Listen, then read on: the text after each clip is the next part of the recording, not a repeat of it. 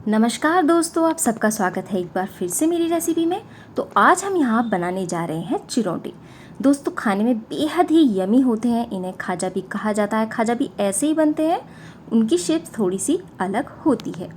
तो यह इतने टेस्टी होते हैं कि आप जब इन्हें बनाएंगे तो बनाते बनाते ही ख़त्म हो जाएंगे। और दोस्तों, आप मेरे चैनल पे नए हैं तो चैनल को सब्सक्राइब आप ज़रूर करिएगा। चलिए इजी और यमी रेसिपी को बनाना शुरू करते हैं। तो यहाँ पे मैंने लिया है 1 कटोरी मैदा। देखिएगा, 1 कटोरी मैदे में 250 ग्राम चिरौंटी बन करके तैयार हो जाएंगे। तो आप उसी हिसाब से मैदा को लीजिएगा।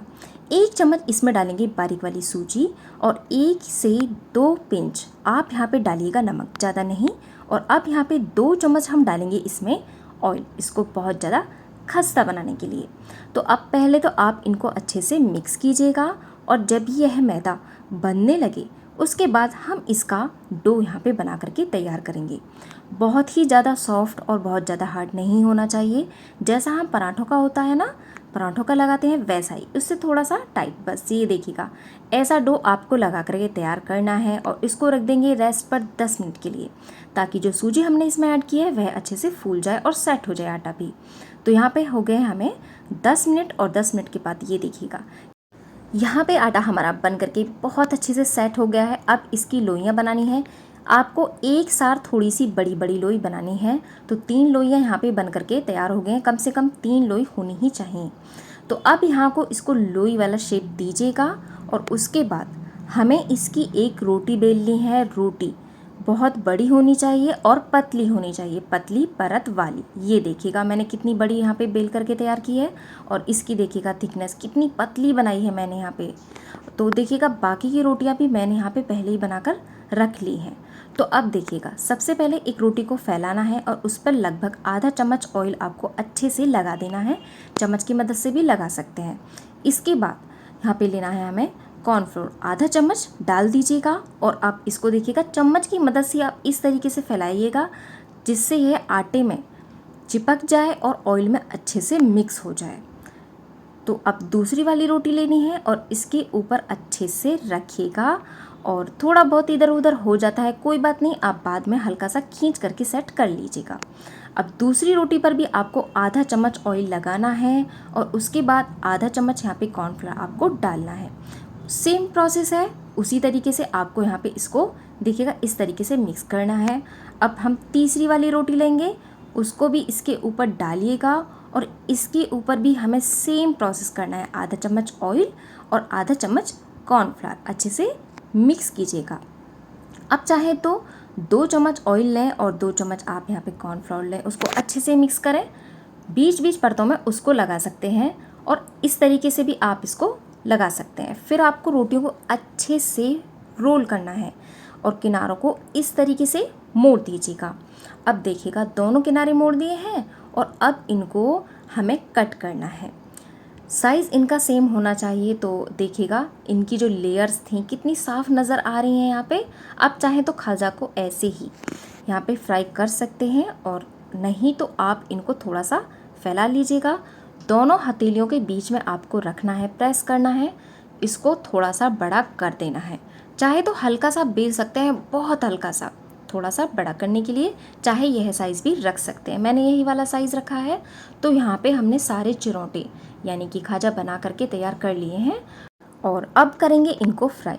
तो फ्राई करने के लिए हमने यहाँ पे ऑयल लिया और ऑयल बहुत ज़्यादा गर्म नहीं होना चाहिए, हल्के गर्म ऑयल में ही हम इनको फ्राई करेंगे।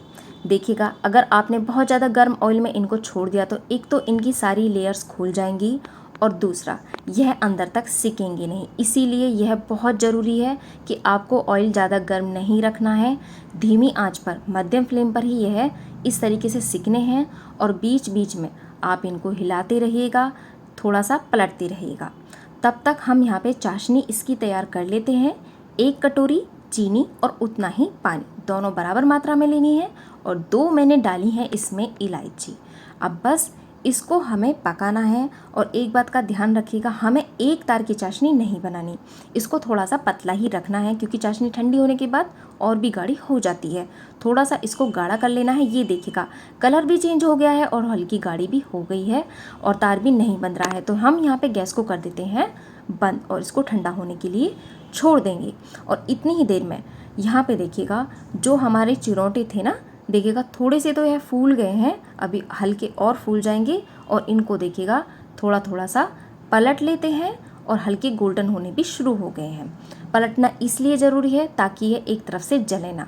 अब देखिएगा बहुत अच्छे से फ्राई हो रहे हैं और अंदर तक फ्राई हो चुके हैं, पूरे हल्के गोल्डन हो गए हैं यहाँ पर।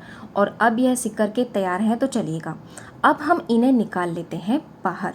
तो बाहर निकालने के लिए देखिएगा इस तरीके से निकालिएगा, क्योंकि इनमें बहुत सारी लेयर्स हैं ना, तो लेयर्स में ऑयल भरा हुआ है, इसीलिए इस तरीके से हिलाते हुए इनको बाहर निकाल लीजिएगा।